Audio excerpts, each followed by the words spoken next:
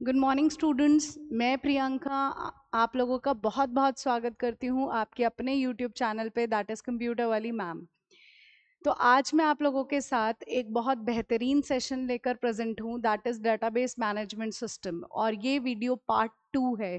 Database management system की part 1 आप लोग को ऑलरेडी मिल जाएगा, ठीक है। बाकी लिंक मैं डिस्क्रिप्शन बॉक्स में डाल दूंगी, आप वहाँ से चेकआउट कर लीजिएगा डेटाबेस मैनेजमेंट सिस्टम का video 1। This one is part 2। Okay, चलिए स्टार्ट करते हैं फिर हम लोग। ये लीजिए, तो सबसे पहले की कॉन्सेप्ट ऑफ डीबीएमएस। तो पिछली क्लास में हमने कुछ चीज़ें डिस्कस की थी, जैसे कीज़ के बारे में, डाटा के बारे में, इंफॉर्मेशन के बारे में, डाटाबेस के बारे में, डीबीएमएस के बारे में, आरडीबीएमएस के बारे में। आरडीबीएमएस में कुछ टर्म्स आती हैं, टर्मिनोलॉजीज हैं, उनके बारे में। उसके बाद कुछ कीज़ आती हैं डाटाबेस में, उनके बारे में हमने पिछली वीडियो में डिस्कस किया था, ठीक है। तो अब हम डिस्कस करने वाले हैं कुछ की कॉन्सेप्ट्स डाटाबेस में। और यहाँ पर मैं आप लोगों के साथ क्वेश्चन भी डिस्कस करूँगी जो एचएसएससी ने जो पिछला सीईटी हुआ है उसमें मेंस और प्री में किस तरीके के क्वेश्चंस बने हैं डेटाबेस मैनेजमेंट सिस्टम से। Database management system is very very important for HSSC students, okay, very very important. लेकिन दिल्ली पुलिस वाले स्टूडेंट्स डेटाबेस मैनेजमेंट सिस्टम की वीडियो नहीं चेकआउट करेंगे, ठीक है, उन लोग के एग्जाम में बिल्कुल नहीं आ रहा है। चलिए, तो बात करते हैं फिर हम लोग यहाँ पर। सबसे पहला टर्म है यहाँ डेटाबेस स्कीमा। स्कीमा क्या होता है? तो आप लोगों से अगर पूछ लिया जाए स्कीमा क्या है, तो स्कीमा का मतलब होता है स्ट्रक्चर ऑफ टेबल। स्कीमा मतलब स्ट्रक्चर ऑफ टेबल, या हम कह सकते हैं डिजाइन क्या है, ठीक है। तो डाटाबेस स्कीमा क्या बताता है? एक वर्ड याद रखना है, यानी स्ट्रक्चर। जैसे मान के चलो, आप मान के चलिए आपने एक टेबल बनाना है। तो अगर आपने एक टेबल बनाना है तो सबसे पहले हमें पता होना चाहिए उस टेबल का नाम क्या रखेंगे। तो भाई मैंने डिसाइड किया है कि मैं उस टेबल का नाम स्टूडेंट रखने वाली हूँ, ठीक है। उसके बाद मैं ये डिसाइड करूंगी कि उसके अंदर फील्ड क्या होंगे, है ना। तो ये भी तो डिसाइड किया जाएगा कि उसके अंदर कौन कौन से कॉलम होंगे। तो मैंने कुछ ऐसा डिसाइड कर लिया कि भाई मैंने जो टेबल बनाना है वो स्टूडेंट नाम का टेबल होगा। और उसके अंदर कुछ फील्ड होंगे, जैसे रोल नंबर है, नेम है, क्लास है। इस तरीके के कुछ फील्ड्स होंगे इसके अंदर, ठीक है। ऐसा हमने डिसाइड कर लिया। तो इससे क्या हुआ? स्ट्रक्चर ऑफ द टेबल बन गया फिलहाल। तो स्कीमा मतलब क्या है? Structure of table. सिर्फ इतनी बात याद रखनी है, दैट्स इट, हमारा काम हो जाना है। और यही हमारा क्वेश्चन था, ठीक है। क्वेश्चन हम आगे डिस्कस करेंगे, लेकिन आपको सिर्फ इतनी बात याद रख लेनी है यहाँ पर। चलिए आगे बात करते हैं।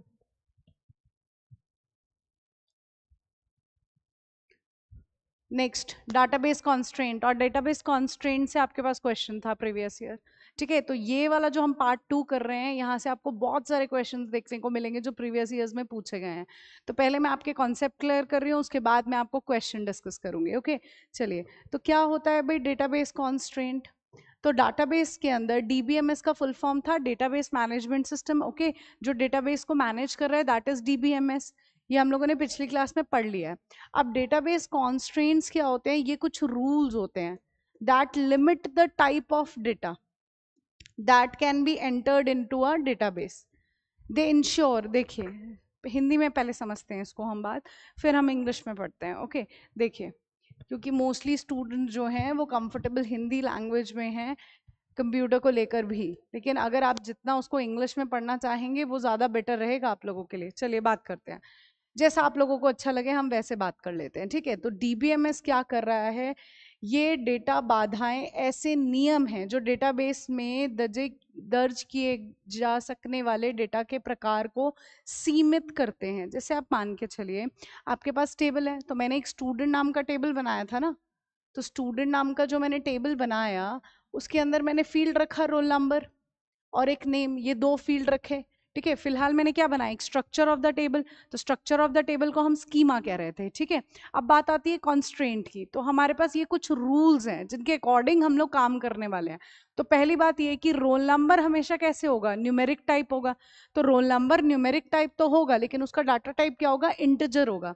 कोई ऐसा तो आपको नहीं कहता है ना आकर कि भाई मेरा रोल नंबर तो 52.5 है, ऐसा तो किसी ने नहीं कहा, क्योंकि डेसिमल आ गया ना, फ्लोट आ गया, इसलिए।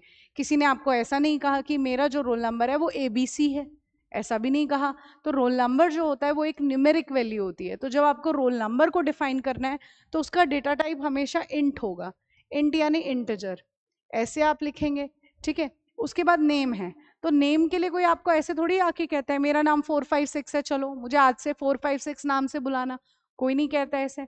नाम जो होते हैं वो अल्फाबेट्स में होते हैं, किसी का नाम रोहित, राहुल, सुमित, इस तरीके से नाम होंगे, ठीक है। तो इस तरीके से आप डिफाइन करेंगे। तो चलिए, तो फिर हमने नेम डिफाइन करना है तो हम डेटा टाइप कैर ले लेंगे, कैर हमने नेम ले लिए। तो ये जो डेटा टाइप इनिशियलाइजेशन किया आपने, दीज आर कॉन्स्ट्रेंट, ये कुछ रूल्स हैं। किस तरीके के रूल्स हैं?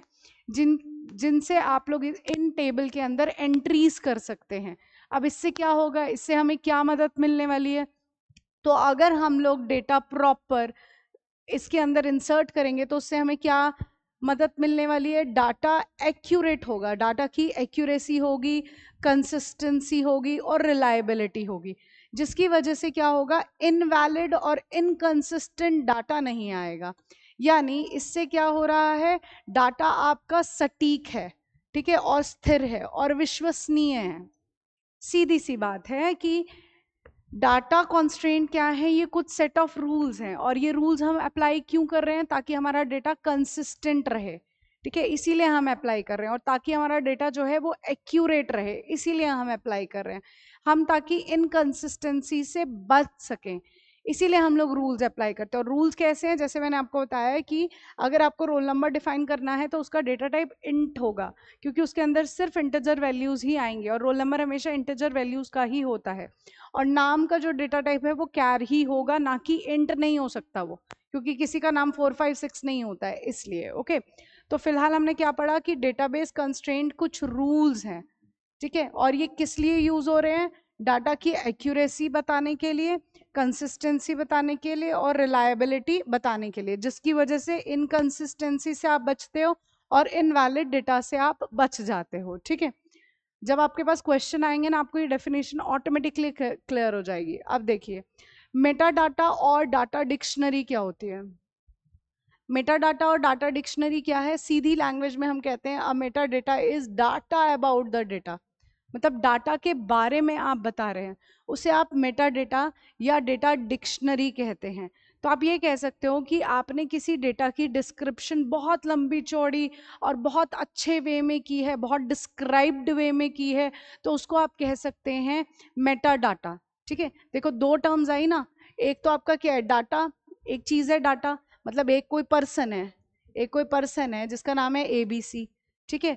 अब एबीसी के बारे में भी कोई बता रहा है, इसके बारे में भी कोई कुछ और इंफॉर्मेशन आपको प्रोवाइड कर रहा है, तो मतलब क्या हुआ, आपके पास डबल इंफॉर्मेशन आ रही है, ठीक है। तो जब आप डिस्क्रिप्टिव वे में पूरा एक्सप्लेन करके डाटा के बारे में बता रहे हैं, तब उसे क्या कहा जाता है? Meta data. लेकिन आपने ये बातें नहीं याद रखनी है, आपने क्या बात याद रखनी है कि मेटा डाटा क्या होता है? डाटा अबाउट डाटा, ठीक है, ये टर्म याद रखनी है एक छोटी सी। आपने, आपके क्वेश्चंस कवर हो जाएंगे इन पॉइंट से।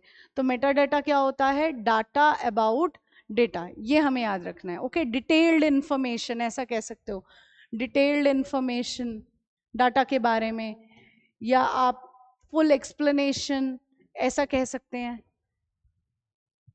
चलिए नेक्स्ट देखिए, next is database instance. Database instance क्या होता है कि एक पर्टिकुलर टाइम पर आपका क्या डेटा था, ठीक है। डेटा तो हमेशा सेम नहीं रहने वाला ना। मान के चलो कि आज मेरी क्लास में 50 स्टूडेंट्स हैं, ठीक है, 50 स्टूडेंट्स ने एक बैच में एडमिशन लिया है, लेकिन क्या पता अगले दिन उसमें से 2 स्टूडेंट्स चले गए छोड़ के, अब तो 48 हो गए, या 2 नए स्टूडेंट्स आ गए तो 52 हो गए ना। तो एक पर्टिकुलर टाइम पर क्या डाटा है आपके पास, उससे इंस्टेंस कहते हैं, ठीक है। डेफिनेशन देख लेते हैं।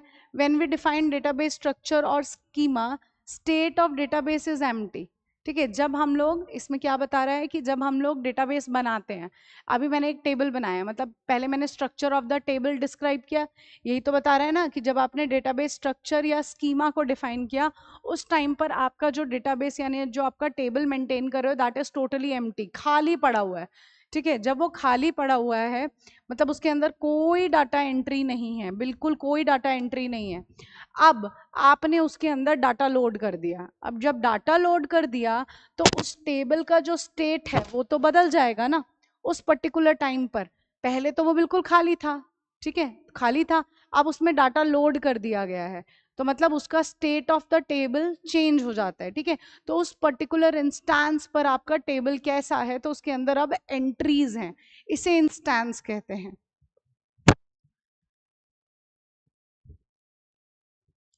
देखिए इसमें हिंदी में क्या दे रखा है, तो डेटाबेस की स्थिति खाली हो जाती है यानी कोई डेटा उसके अंदर प्रेजेंट नहीं है। तो डेटा लोड करने के बाद किसी भी समय डेटाबेस की स्थिति या स्नैपशॉट डेटाबेस इंस्टेंस कहलाता है, यानी एक पर्टिकुलर टाइम पर वो डेटाबेस क्या दिख रहा है आपको, क्या उसमें एंट्रीज डिलीटेड है, इंसर्टेड है, तो जो भी वो आपको दिख रहा है, टेबल जो भी दिख रहा है, दैट इज इंस्टेंस। ओके, किसी एक पर्टिकुलर टाइम पर। आ जाइए क्वेश्चन पर आ जाते हैं, ये लीजिए, ये आपके क्वेश्चंस हैं जो सीईटी में पूछे गए क्वेश्चंस हैं। ओके, किसी ना किसी ग्रुप में, चाहे प्री में चाहे मेंस में, लेकिन डेटाबेस से क्वेश्चंस है। देखिए जरा पहला क्वेश्चन देख लेते हैं, क्या क्वेश्चन दे रखा है। आंसर्स पता है तो फटाफट आंसर्स कर देंगे। पढ़िए जरा पहला क्वेश्चन। पहला क्वेश्चन है, which of the following is use to ensure accuracy reliability of data in the database. ये सीईटी प्री में था, 5 और 6 नवंबर 2022 में जो पेपर हुआ था उसमें था ये क्वेश्चन, ठीक है। तो which of the following use to ensure, कौन है जो एंश्योर कर रहा है एक्यूरेसी को, reliability of data in the database. देखिए तो मैं कितना बिल्कुल टू द पॉइंट पढ़ा रही हूँ आपको। अभी अभी हमने बात किया था कि कॉन्स्ट्रेंट क्या होते हैं, कॉन्स्ट्रेंट के बारे में हमने बात किया था। तो कॉन्स्ट्रेंट मैंने आपको क्या बताया था, ये एक तरीके के सेट ऑफ रूल्स हैं, एक तरीके के रूल्स हैं कि आप एक टेबल के अंदर किस तरीके की एंट्रीज कर सकते हैं। और अगर हम ऐसे रूल्स फॉलो कर रहे हैं टेबल में एंट्री प्रोवाइड करने के लिए, तो उसकी वजह से हमें क्या मदद मिल रही है जी, उसकी वजह से हमारा जो टेबल बन रहा है वो एक्यूरेट बनेगा और उसके अंदर इनकंसिस्टेंसी नहीं होगी और हम इनवैलिड डेटा से बच जाएंगे। और ये बात हम लोगों ने पढ़ी थी। तो सेम यही तो क्वेश्चन है, which of the following is used to ensure accuracy and reliability of the data in the database. यानी निम्नलिखित में से कौन सुनिश्चित करता है कि डेटाबेस में डेटा सटीक यानी त्रुटिहीन तथा विश्वसनीय होगा। तो कौन करता है जी, डेटाबेस कॉन्स्ट्रेंट करता है, सिंपल। और यहीं पे बहुत सारे और चीजें दे रखी हैं, ये भी हमने अभी अभी पढ़ी है। पहला क्या दे रखा है देखिए, तो पहला दे रखा है डेटाबेस स्कीमा। तो अभी मैंने डेटाबेस स्कीमा भी बताया। डेटाबेस स्कीमा क्या होता है, structure of the table, structure of the table, design of the table, skeleton of the table, उसको हम कहते हैं schema of the table. Okay, उसके बाद डेटा डिक्शनरी क्या थी, डेटा डिक्शनरी क्या थी, मेटा डाटा था। मेटा डाटा क्या था, डेटा अबाउट डेटा था, है ना, डिटेल्ड फॉर्म ऑफ डेटा ऐसा हम कह रहे हैं। तो डाटा डिक्शनरी क्या थी, डाटा अबाउट डेटा। उसके बाद डेटा इंस्टेंस भी अभी अभी हम लोगों ने पढ़ा। डेटा इंस्टेंस क्या है, एक पर्टिकुलर टाइम पर आपका टेबल कैसा दिख रहा है, उस टेबल का स्नैपशॉट क्या है, वो है डेटाबेस इंस्टेंस, ठीक है। तो सिंपल था, हो गया क्वेश्चन कवर हमारा। तो इसका आंसर क्या आ जाता है, सेकेंड ऑप्शन। ओके, तो यहाँ आपको इतना ही कंटेंट मिलेगा जितना आपके एग्जाम के लिए जरूरी है, उससे एक्स्ट्रा कुछ नहीं। ओके, चलिए आगे बात करते हैं। ये लीजिए, ये आपका दूसरा क्वेश्चन। और इससे रिलेटेड हमने डाटाबेस मैनेजमेंट सिस्टम की जो क्लास 1 कवर अप की थी वहां कवर अप किया था। ओके, तो क्या क्वेश्चन है, ये भी आपका क्वेश्चन प्री में पूछा गया था, सीईटी प्री में क्वेश्चन था ये वाला। विच of the following is not a database management system, इनमें से कौन सा डेटाबेस मैनेजमेंट सिस्टम नहीं है। तो example of database management system मैंने आप लोगों को बताए भी थे कि कौन कौन आता है डेटाबेस मैनेजमेंट सिस्टम में। MS एक्सेस आता है, मोंगो डीबी आता है, DB2 है, PostgreSQL है, SAP है, ठीक है। इसमें और भी नाम दे रखे हैं, MySQL, Oracle, ये भी नाम आएंगे इसके अंदर। Microsoft SQL server, SQL server, SQLite, उसके बाद DBase, ये सारे नाम आएंगे आपके example of database management system. लेकिन MS एक्सेल नहीं है, यहाँ पे जो ऑप्शन दे रखे हैं उसमें MS एक्सेल नहीं है। डाटाबेस मैनेजमेंट सिस्टम का एग्जाम्पल, क्योंकि ये आरडीबीएमएस का एग्जाम्पल है, डीबीएमएस का एग्जाम्पल नहीं है। और आरडीबीएमएस की फुल फॉर्म क्या होती है? Relational database management system. और यहाँ पर हम टेबल्स का इस्तेमाल करते हैं, कलेक्शन ऑफ टेबल्स का इस्तेमाल होता है to save data. Collection of tables का हम इस्तेमाल करते हैं टू सेव डेटा, ठीक है। और यहाँ पे कुछ टर्मिनोलॉजीज हैं, मैंने आप लोगों को प्रीवियस जो क्लास है उसमें डिस्कस किया हुआ है, तो इस क्वेश्चन से रिलेटेड कॉन्सेप्ट वहाँ पर आपकी क्लियर हो चुके हैं। ओके, तो this was your second class related to database management system. Okay, तो ये क्लास हम यहीं तक रखेंगे, क्योंकि छोटा छोटा क्लासेस बनाएंगे तो ज़्यादा बेटर रहेगा, आप लोगों के लिए समझने में बहुत आसान रहेगा, ठीक है। तो आज के लिए बहुत बहुत धन्यवाद।